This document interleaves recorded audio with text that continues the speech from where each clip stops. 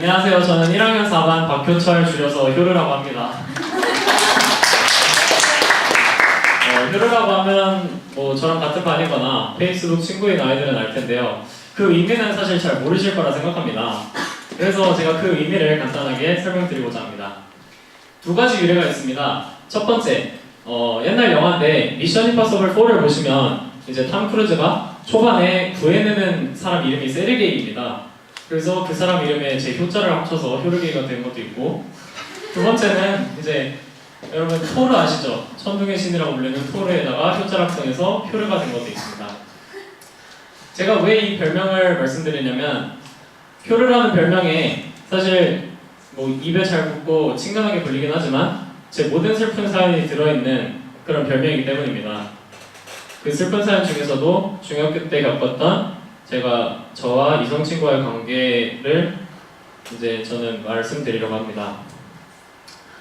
저는 중학교 때 2명의 이성 친구가 있었습니다. 뭐 사건을 겪었던. 한 명은 2학년 때였고요. 한 명은 3학년 때였습니다. 먼저 첫 번째 아이를 말씀드리자면 그 아이와는 중학교 때 3년 동안 같은 반이 됐습니다. 그 아이를 처음으로 좋아하게 된 거는 2학년 초반이었습니다. 1학년 때는 그냥 잘 그렇게 친하지 않아서 몰랐는데 2학년 초반에 그 아이가 저한테 수학 문제를 물어보려고 옆에 앉았습니다. 그래서 제가 알려주고 있는데 갑자기 옆에서 효철아, 너 교복 냄새가 왜 이렇게 좋아? 이러는 거였습니다. 그래서 저는 당황했습니다. 그러고서 그 아이는 주변에 있던 여자애들 불러모아서 야 얘들 맡아봐 이러는 거예요. 저는 당황했습니다. 얘네들 뭐지? 얘네들 전태인가 이러고 이제 했는데 그래서 다시 생각해보니까 이제 살짝씩 그 아이가 좋아지는 거였습니다. 왠지 모르게. 그래서 그 아이는 저한테 계속 수학 문제를 질문을 왔고 그에 따라서 제 교복 좀 이상한데요. 어쨌든 그러지 않았습니다. 그럼 제가 그때부터 그 아이를 좋아했는데 그게 학기 초였습니다. 3월 말. 그런데 저는 그 좋아하는 마음을 10월 달까지 숨겼습니다. 왜냐하면 저는 그 친구와 좀 더 친해지고 싶었기 때문이죠. 그래서 7개월 동안 계속 고민했습니다. 언제쯤 내 마음을 말해야 되나? 그래서 저는 기다렸다가 마침 2012년이 추석 연휴가 길게 있던 해였습니다. 올해처럼. 그래서 그 추석 연휴가 시작하기 전날에 밤에 저는 문자를 보냈습니다. 나 널 좋아하게 된 것 같아. 너가 날 좋아할지 안 좋아할지는 몰라도 널 좋아하는 나의 마음을 알아줘. 그래서 이렇게 보냈는데 그 추석 연휴가 끝나고 학교를 왔는데 그 아이는 저를 경멸하듯 기피했습니다. 뭐 충격이 좀 컸겠죠. 그래서 저는 그 10월부터 내년 2월까지 그 아이와 저는 단 한마디도 하지 않았습니다.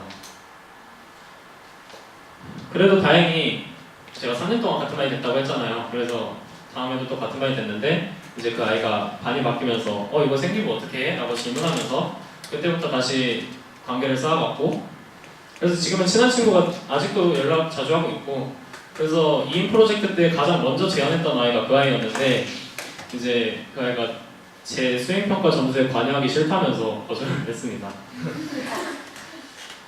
이제 두 번째 이성친구와의 이야기입니다. 제가 중학교 3학년 막바지였습니다. 거의 11월 달.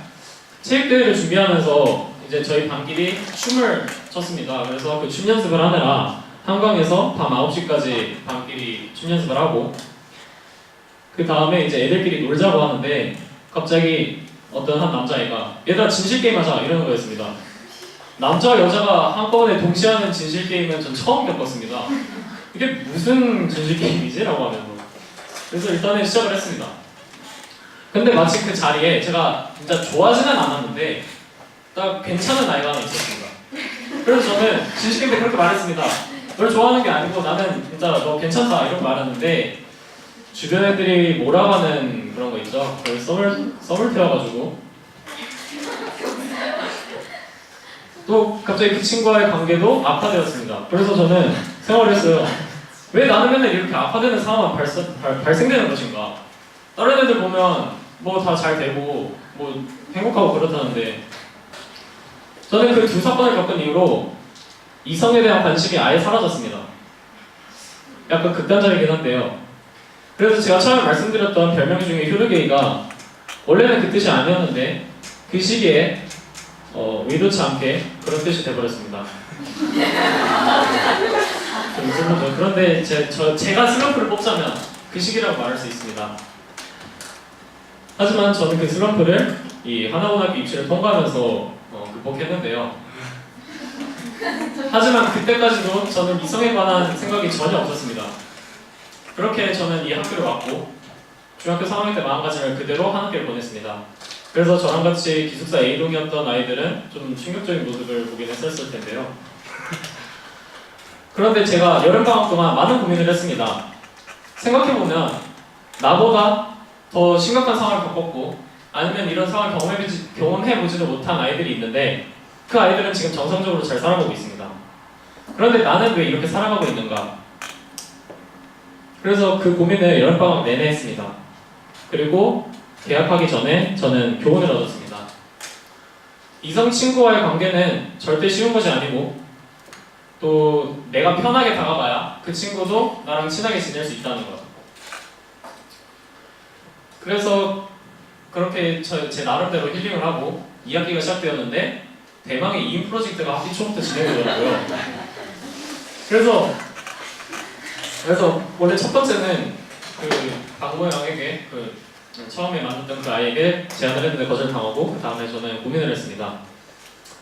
어떤 아이한테 할까? 뭐 어떻게 시작해야 될까? 어떻게 말할 걸까? 그래서 저는 처음에 잘 보낼 자신 있었습니다. 2번 동안 이렇게 실수했으니까 이번에는 실수 안 하겠지. 그래서 저는 가고 싶은 아이한테 이제 수신인을 적고 이제 문자를 보내라는데 손이 안 움직여요. 그래서 뭐 어떻게 하지 이러다가 결국 여차여차해서 그 파트너랑 어떻게 되긴 됐는데 일정까지 정하고 근데 그 주 일요일에 제가 밥 모임을 준비하려고 연신내 갔다가 혼자 돌아왔는데 장문의 문자가 왔습니다.